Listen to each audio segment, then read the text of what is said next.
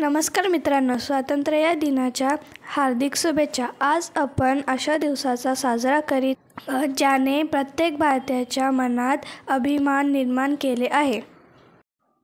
15 August 1947 हा तो ऐतिहासिक दिवस होता।